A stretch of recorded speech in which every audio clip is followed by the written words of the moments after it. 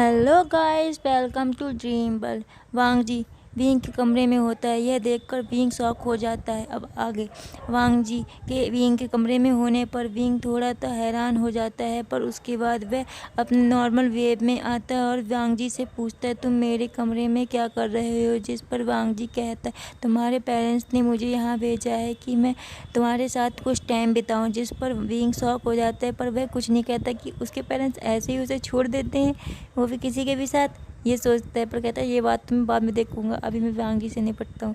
फिर वांग जी से पूछता है, तो तुमने क्या देखा? तो वो कहते हैं सब कुछ। इसका क्या मतलब था?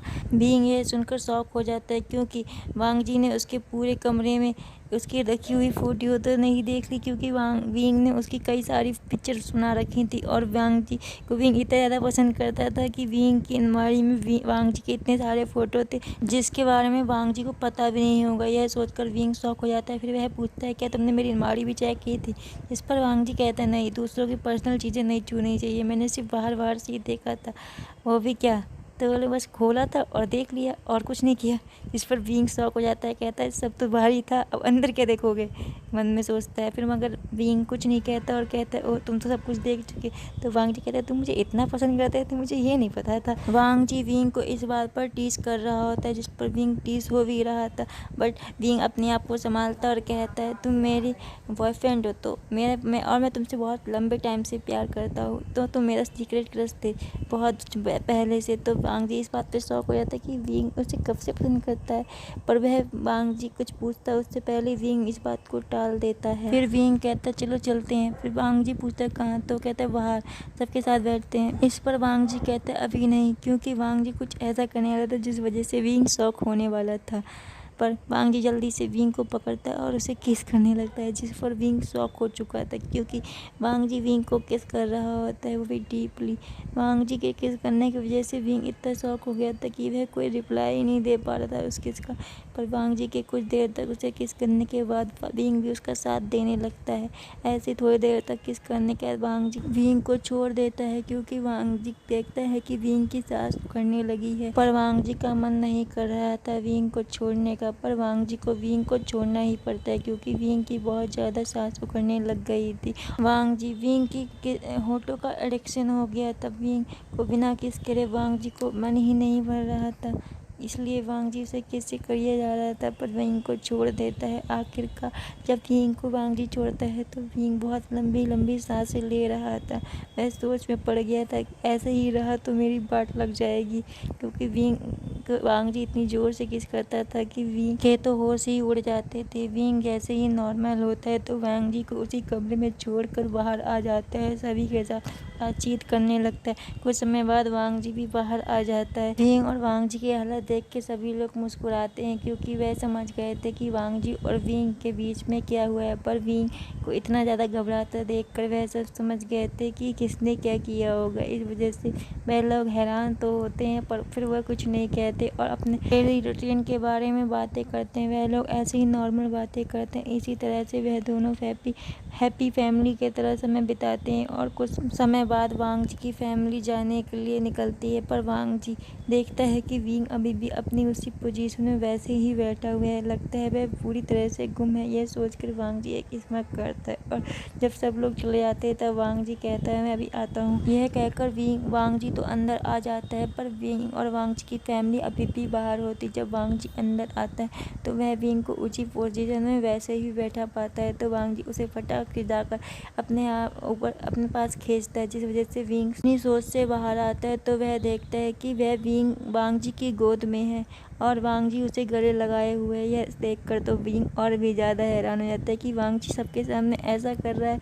यह सोचकर विंग अपने आसपास देखता है, पर विंग को जब कोई नहीं दिखता तो वह थोड़ा सा टेंशन फ्री होता है। पर फिर विंग वांग जी से पूछता है कि बाकी सब लोग कहाँ हैं? तो वांग जी बताता है कि सब लोग बाहर हैं, वह मेरी फैमिली को छोड़ने के लिए बाहर गए हैं। तो विंग कहता है, तुम यहाँ क्या कर रहे हो? वांग जी कहता है, हम कपल हैं और हमें थोड़ा वक्त तो साथ में मिलना चाहिए, इसलिए उन लोगों ने हमें थोड़ा वक्त दिया है। ये सोचकर तो विंग सोचता है, आजकल मेरी फैमिली को हो क्या गया है? ये सब तो मेरे पीछे पड़ गए हैं वांग जी के पास छोड़ने के लिए। जो मुझे वांग जी के पास पहले मौका नहीं मिलता था, अब मौके पे मौका दे रहे हैं, इतना मौका दे रहे हैं कि मैं खुद शौक हो गया हूँ। मेरी फैमिली इतनी ज़्यादा केयरिंग हो गई है मेरे लिए। ये सोचकर तो विंग अपने आप को कोस रहा होता है कि मेरी फैमिली इतनी ज़्यादा अच्छी है कि वो मेरे और मेरे बॉयफ्रेंड के लिए इतना सारा समय निकाल के दे रही है।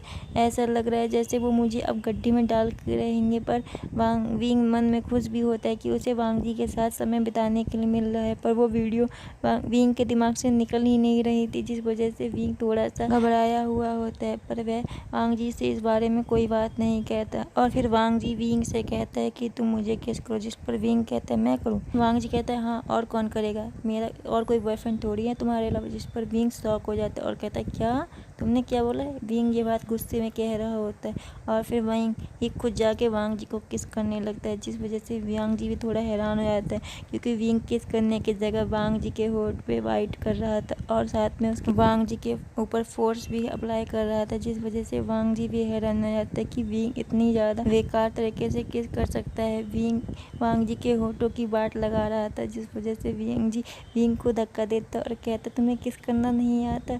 ये बात सुनकर विंग को बहुत ज़्यादा बुरा लगता है कि वांग जी उसे ऐसा कह रहा है कि मुझे किस नहीं करना आता।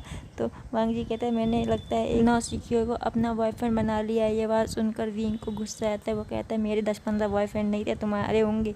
यह बात सुन के वांग जी हैरान हो जाता है। पर जब वह सामने देखता है तो वहाँ पर उसे विंग नहीं दिखाई देता क्योंकि विंग यह बात गुस्से में कह के अपने कमरे में चला गया था। तो फिर वांग जी भी विंग के पीछे जाता, पर उससे पहले ही वांग जी को बाहर से आवाज़ आती, जिस वजह से वांग जी को विंग के पीछे जाने की जगह विंग के घर से बाहर अपनी फैमिली के पास पहुंचता है। जब वह अपनी फैमिली के पास पहुंचता है तो वांग जी को देखकर उसकी फैमिली थोड़ी हैरान होती है, जिस वजह से वांग जी को याद आता है कि विंग ने उसके होठों के साथ क्या किया है।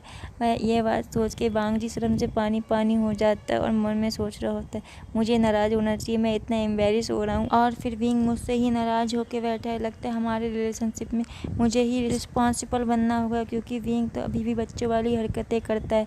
इसके बाद वांग जी चुपचाप जाके अपनी गाड़ी में बैठ जाता है और बाकी सब भी उसके पीछे पीछे अपनी गाड़ी में बैठ जाते हैं और फिर वह लोग अपने घर में चले जाते हैं। वांग जी अपने घर में सोच रहा था कि मैं विंग को कैसे मनाऊं और वहीं विंग सोच रहा था कि मुझे किस करना नहीं आता। वांग जी ऐसे कह रहा था जैसे उसने तो प्रोफेशनल ट्रेनिंग ली है। और फिर विंग गूगल पे सर्च करता है कि अपने पार्टनर को किस की कैसे की जाती है, जिस पर विंग 2-4 वीडियो देखता है और कहता है अब तो मैं वांग जी को दिखाऊंगा कि मुझे किस करना आता है, ना कि मैं कोई नौसिखिया हूँ। ये बात सोचकर विंग तो आराम से सो जाता है, पर वहीं वांग जी टेंशन में सोच रहा था कि मैं कैसे विंग को मनाऊंगा, जिस पर वांग जी भी इसी तरीके का उपाय यूज़ करता है और वह भी गूगल बाबा पे सर्च मारता है। और जब वांग जी को 2-3 आइडिया मिल जाते हैं कि वह विंग को कैसे मनाएगा तो वांग जी रिलैक्स हो जाता है और इसके बाद वह भी सोने के लिए चले जाते हैं। अब आगे अगला दिन वांग जी अपने डेली रूटीन को फॉलो करता है और फिर वांग जी अपने ऑफिस की जगह विंग के ऑफिस में जाता है, जिस पर विंग के बारे में वांग जी को पता चलता है कि विंग तो अभी तक ऑफिस में आया नहीं है, जिस पर वांग जी को कोई हैरानी नहीं होती क्योंकि वह जानता था विंग कभी भी टाइम का पंक्चुअल इंसान नहीं है, इसलिए वांग जी को कोई हैरानी नहीं होती। अब स्टोरी यहीं पे ख़त्म होती है, आज के लिए समाप्त। हे गाइस, लगता है आपको मेरा थैंक यू कुछ ज़्यादा ही पसंद आ गया कि आपने लाइक और कमेंट करना ही छोड़ दिया, या फिर आप में से कुछ लोग भूल गए। अगर अब आपको याद आ गया तो यार लाइक कमेंट और सब्सक्राइब कर देना। ओके, बाय बाय, फिर मिलते हैं।